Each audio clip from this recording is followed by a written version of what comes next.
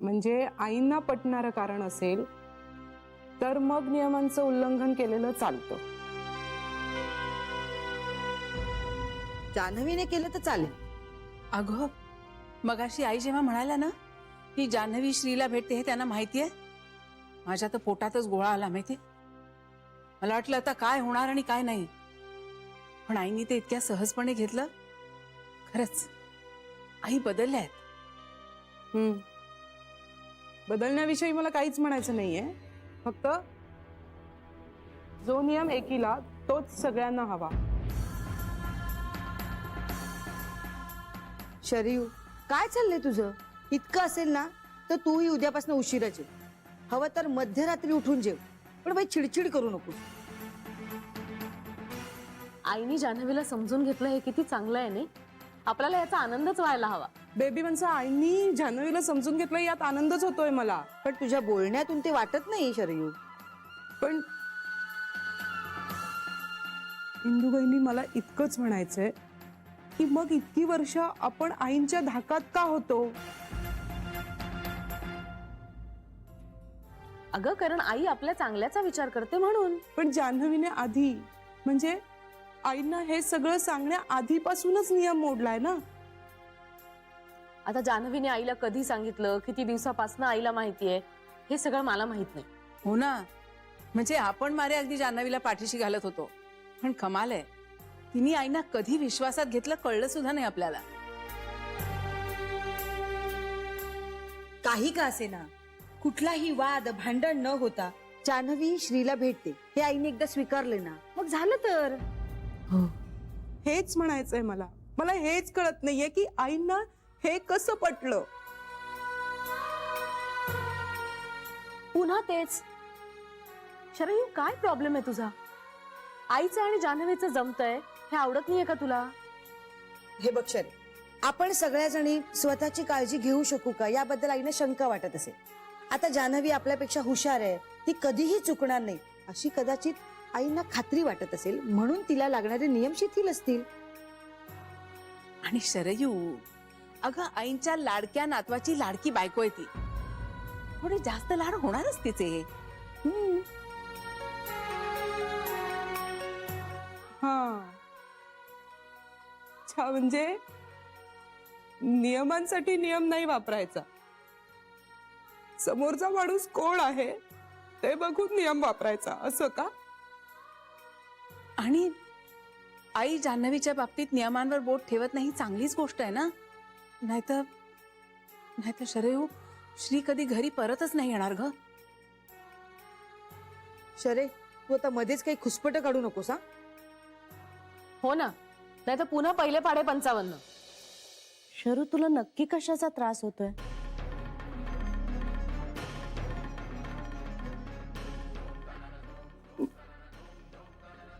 मला फक्त इतकंच म्हणायचंय की जो नियम मला तोच नियम जान्हवीला, असं आईच म्हणाल्या होत्या, हो ना?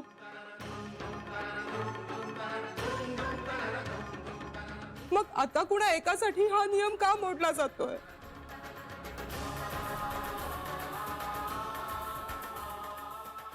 अगं शरू,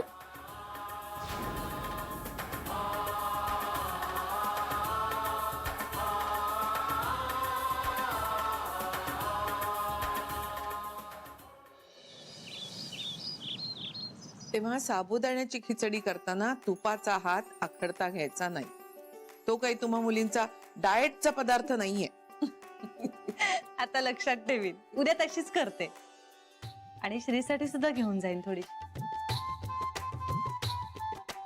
श्रीसाठी घेऊन जाणार असशील तर आणखीन एक गोष्ट सांगते. म्हणजे तुला माहित आहे की नाही मला माहिती नाही, पण श्रीला साबुदाण्याच्या खिचडीत कांदा घातलेला आवडतो. साबुदाण्याच्या खिचडीत कांदा? हो, आवडतो. फार नाही, थोडा. बरं झालं सांगितलं, मला माहितीच नव्हतं. पण उद्या तशीच करते. खाईल तरी बिचारा मनसोक्त. का ग, असं का म्हणतेस? गेले 2-3 दिवस तो धड काही खातही नाहीये, इतकी चिडचिड करतोय. त्याच्या अपेक्षेपेक्षा खूप वेगळ्या दिशेने सगळं जातंय अशी काहीतरी धास्ती वाटते त्याला. म्हणजे नेमकं काय ते कळलं नाही मला. जान्हवी, आपण थांबूया का हे सगळं? पोर खात पीत नाहीये, आजारी पडेल ग.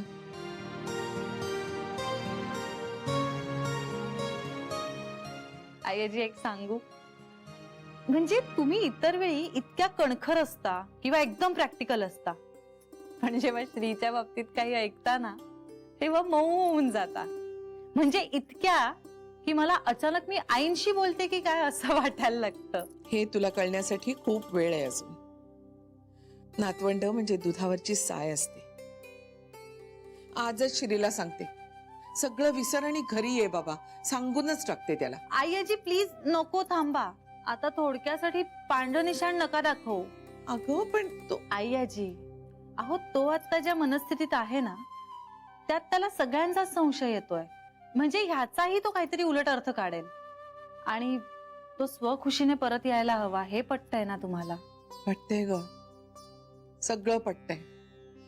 पण हे असं काही ऐकलं ना की खूप काळजी वाटते ग. जान्हवी, अगं एका विशिष्ट वयानंतर आपली मुलं नातवंड दूर जातातच, शिक्षणानिमित्त, कामानिमित्त, आणि त्याची आपली मानसिक तयारी होतच असते. पण बरोबर हेही समाधान असतं की ते सुखात आहेत, मोठ्या स्वप्नाच्या ध्यासात आहेत. पण श्रीचं तसं नाहीये. तो दूरही आहे आणि सुखातही नाहीये. म्हणून काळजी वाटते.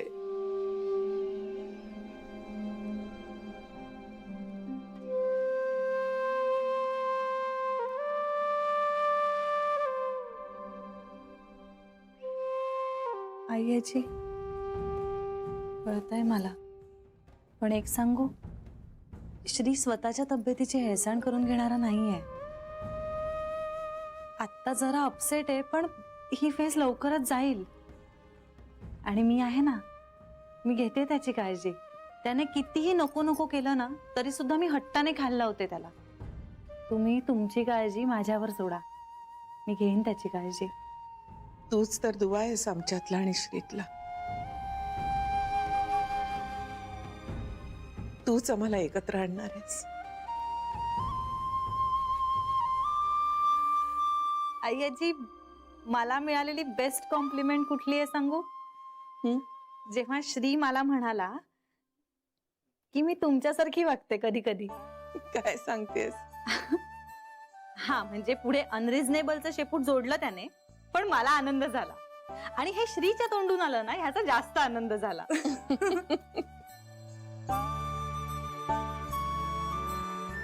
मी पण काय बोलतच बसले. मला नाश्ता बनवायचा आहे. पोहे बनवू चालतील? बरं, मी इथे घेऊन येऊ का, तुम्ही याल? नाही, मी येते. बरं, आलेच.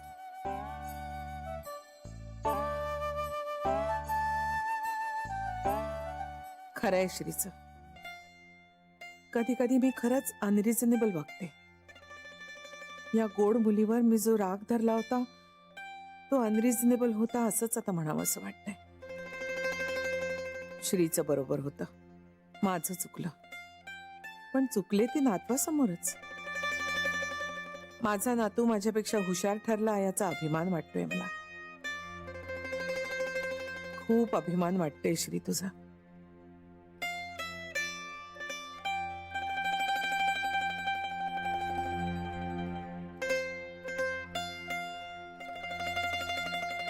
आता फक्त घरी आहे बाळा, पुरी झालं.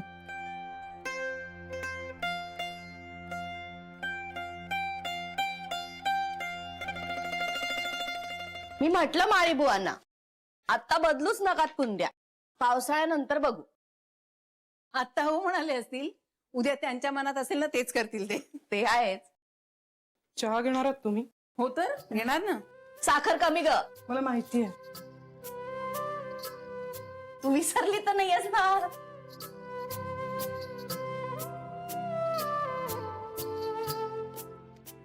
आई मी पोहे करू? हो कर ना. हे बघ कांदा चिरतेच आहे मी. थांब, मी मिरच्या कापून देते. हा, तुला उभ्या लागतात की छोट्या बारीक बारीक?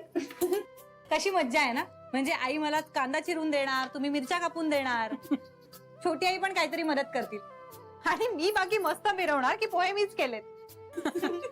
मिरव ग, खुशाल मिरव.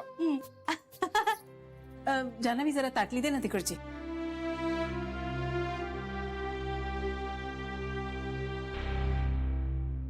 पोहे किती भिजवू? पोहे किती भिजवू देत? माणशी एक छोटी वाटी. मी मुठीने मोजते.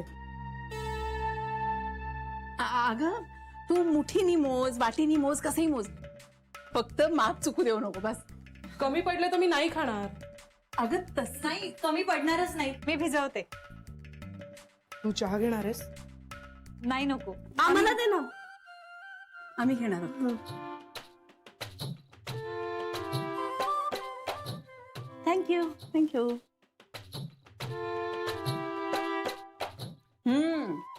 मस्त झाला चहा देऊ. हा, काय झालं? तुम्ही तिघी अशा का वागताय? ए तू डबा घेऊन जाणार आहेस ना? आधी मला सांगा काय झालंय, नाही तर मी डबा नाही नेणार. अगं कुठे काय झालंय? काहीच नाही झालंय. चल आवर. हो.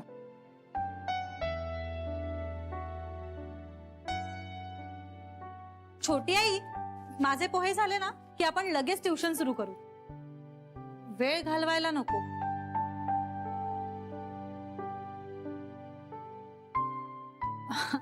छोटी आई, मी तुम्हाला आज एक काम सांगणार आहे. मी बँकेत ना आले ना की मला आठवण करायची, मला साबुदाणा भिजवायचा आहे अशी. कराल ना?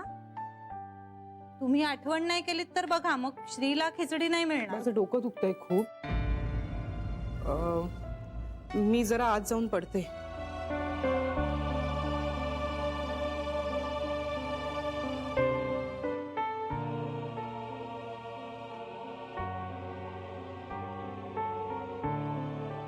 काय झालंय छोट्या आईंना? आई, छोट्या आईंना काय झालंय? काही नाही ग. तुला उशीर होत असेल ना? चल चल, संध्याकाळी बोलूया आपण.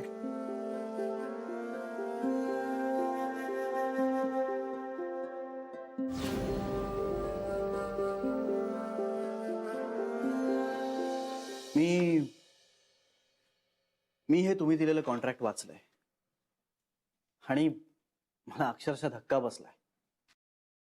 म्हणजे आपल्या कंपनीमध्ये हे अशा प्रकारचं काही कॉन्ट्रॅक्ट केलं जाऊ शकतं किंवा तुम्ही असं काही करू शकता असं मला खरंच वाटलं नव्हतं. मिस्टर गोखले, कंपनीत होऊ शकणार नाहीत अशा बऱ्याच गोष्टी कंपनीत होत आहेत. त्यातलीच ही एक समजा. नाही, गोष्टी होणं आणि त्या घडवून आणणं यात फरक आहे ना मॅडम? हे कॉन्ट्रॅक्ट आणि त्याच्यावरचं तुमचं मत तुम्ही आम्हाला सांगितलेलं आहे. हो, पण त्यानंतर मी तुम्हाला एक अटही घातली होती. कॉन्ट्रॅक्टवर सही करण्यासाठी अशी देवघेव होणं मुळात चुकीचं आहे. मुळात चूक काय बरोबर काय ह्यावर आता विचार करत बसलो ना तर ही चर्चा दिवस संपला तरी संपणार नाही. मॅडम, मी तुम्हाला एक अट घातली होती, त्या अटीवर तुम्ही विचार केलाय. लवाटेबाईंना कामावरून कमी करण्याचा निर्णय मागे घेतलाय. मिस्टर गोखले, मी तुमच्या अटीचा विचार केला. खरं म्हणजे एका एम्प्लॉईच्या नोकरीचा संबंध तुम्ही दुसऱ्याच्या नोकरीशी आणायला नको होता. तरीही या प्रश्नाचं गंभीर स्वरूप लक्षात घेऊन मी या अटीवर विचार केलेला आहे. लवाटेबाईंना त्यांची नोकरी टिकावी म्हणून कुठलीही वैयक्तिक सवलत मी देणार नाही, कारण ते कंपनीच्या पॉलिसीच्या दृष्टीने बरोबर नाहीये. अर्थात यापूर्वी तुम्ही हे केलेलं आहे, पण माझ्या मते ते चुकीचे पायंडे पाडण्यासारखं आहे आणि मी ते करणार नाही. कारण सतत सवलत मिळालेला माणूस आपल्या अडचणींमधून मार्ग काढण्याचा प्रयत्नच करेनासा होतो, किंबहुना आपल्याला मिळालेली सवलत तो गृहीत धरायला लागतो आणि ते जास्त गंभीर आहे. म्हणूनच मी असा तोडगा काढलेला आहे की ज्यानं कंपनीचं नुकसान होणार नाही आणि लवाटेबाईंची नोकरीही राहील.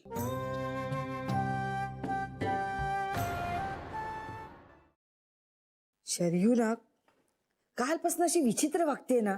हो ना, म्हणजे अगं मला काही कळेच ना की हिचा असा अचानक पापड का मोडला. आईनी जान्हवीला श्रीला भेटण्याची परवानगी दिली किंवा हरकत घेतली नाही, ही चांगली गोष्ट आहे ना. पण त्यात आनंद मानायचा का असा चेहरा पाडून बसायचं? अगं सकाळी जान्हवी समोर मला इतकी काळजी वाटत होती ना, म्हटलं आता ही शरयू काय बोलते आणि काय नाही. तिला कसं वाटेल ना की आपण आपल्या नवऱ्याला भेटतोय हे हिला आवडत नाहीये. हो, आवडत नाहीये. अगं बाई, काय आत्ता लक्षात येतंय माझ्या. काय ग? काय आहे, मला असं वाटतंय की जान्हवी तिच्या नवऱ्याला भेटते याचं शरयूला वाईट वाटत नाहीये.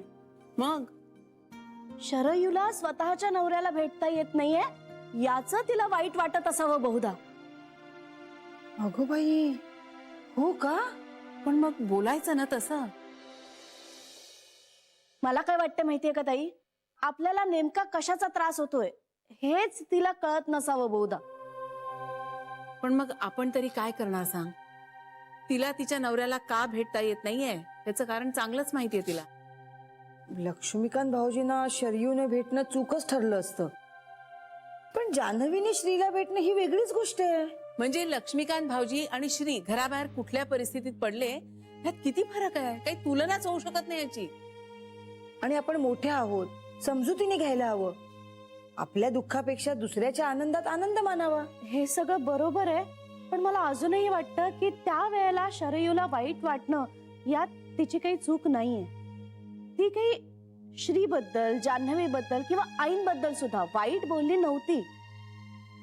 फक्त जान्हवीला तिच्या नवऱ्याला भेटायची परवानगी मिळाली तशी याआधी आपल्याला का नाही मिळाली असं बहुधा तिला वाटत असावं. हो ग, कारण शरयू अशी कुणावर जळणारी, कुणाबद्दल वाईट विचार करणारी नाहीये. आणि जान्हवी बद्दल तर तिला खूपच प्रेम आहे. म्हणजे जान्हवी विषयी तिच्या मनात असं काही येणं शक्यच नाही. हे आपण जरा जास्त बोललो का ग तिला. मलाही असंच वाटते हो बहिणी. भोळसट आहे हो आपली शरी. मनानं खूप साधी आहे बिचारी. तुम्ही दोघी आता अपराधी नका वाटून घेऊ. खरं तर तिच्या कालच्या बोलण्यावरून नेमका अर्थ नव्हता काढता येत, आणि आत्ताही मी माझा अंदाजच बांधते फक्त. नाही, तू म्हणतेस ना तसंच असेल सरे. शरयूच्या मनात असं काही चाललंय याचा विचारच नाही केला मी कधी. माझ्याही नाही लक्षात आलं. आपण बोलूया तिच्याशी. छे, आपणच समजून घ्यायला हवं होतं. पण काय करणार, नवऱ्याला भेटावं असं तर मलाही वाटतं, खूप वाटतं. पण फक्त आपल्याला वाटून काय उपयोग आहे.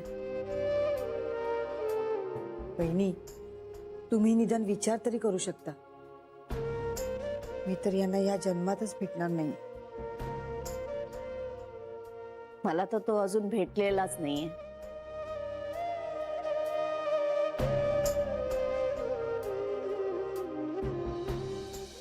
वेद पाठक साहेब,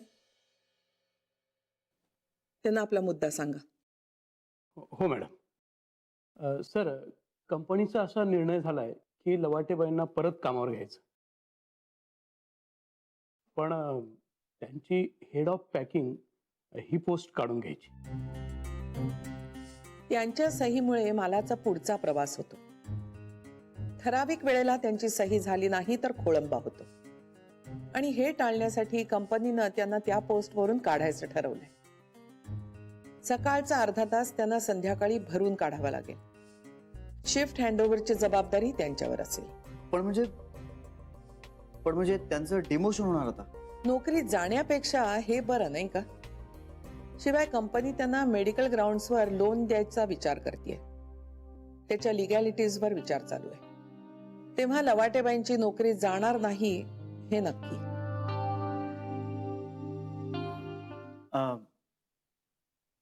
धन्यवाद मॅडम. म्हणजे तुम्ही हा सुचवलेला पर्याय खरंच खूप चांगला आहे, आणि आता लवाटे मॅडमचीही काही हरकत नसेल या बाबतीत. Thank you, thank you so much. हा पर्याय खरंच खूप छान आहे. सर, ह्या कॉन्ट्रॅक्टमध्ये आणखी काही बाकी नाही, बाकी गोष्टींवर आता काहीच बोलायचं नाही मला. मी सही करतो.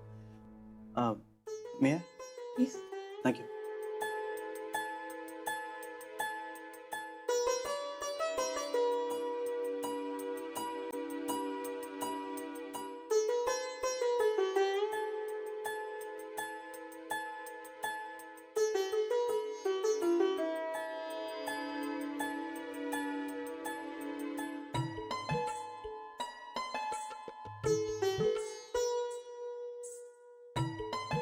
सर प्रत्येक पानावर आपली सही. हो of course. May I come in? अरे जान्हवी,